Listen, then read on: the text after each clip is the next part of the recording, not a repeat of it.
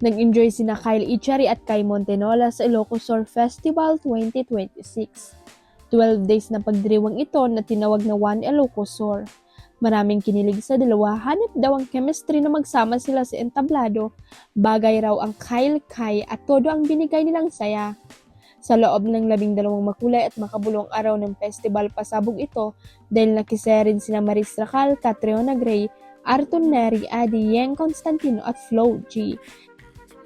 Samantala, ipinamalas ng Ilocos Sur Festival 2026 ang tunay na diwa ng pagkakaisa, kultura, pananampalataya at kasiyahan sa buong lalawigan.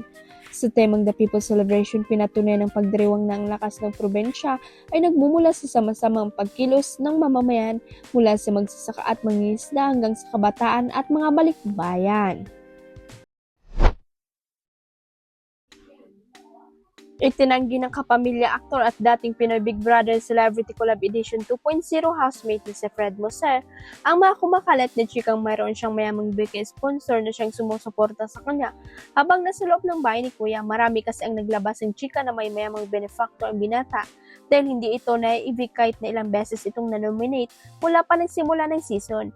Kaya naman diretsa nang tinanong ni RG Diaz si Fred sa kanyang RG Diaz Inspire kung may katotohanan ba ang mga bukong bulungan tungkol sa kanya.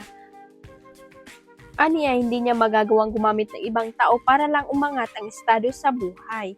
Hindi ako against dun sa LGBTQ, actually support ako. Hindi ko sila dinidiscriminate panimula ni Fred. Pagpapatuloy niya, pero me personally, I would not do that just to someone to support me. Gusto ko talaga umangat in my own way.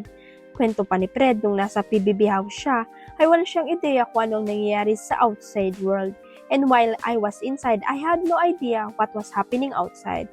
So hindi ko alam kung may sumusuporta sa aking bading o taong bayan ba talaga. Syempre, inside wala talaga kaming alam, sabi pa ng binata. Huwag kalimutang i-click ang subscribe button at i-ring ang notification bell para sa latest chika updates.